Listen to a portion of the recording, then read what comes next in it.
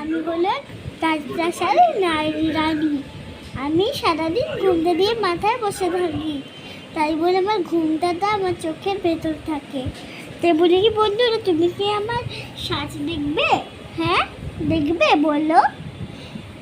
দেখলেই তো আমার সাজ পোশাক দেখলে তোমরা চমকে যাবে। তাই বলি যে তোমরা আমাকে খুব পছন্দ করো না? বুঝেছি, তোমরা আমাকে খুব পছন্দ করো, কারণ আমি একটি রাজপ্রাসাদের সুন্দর রাজার একটা রানী। আমি, বুঝলে তোমরা?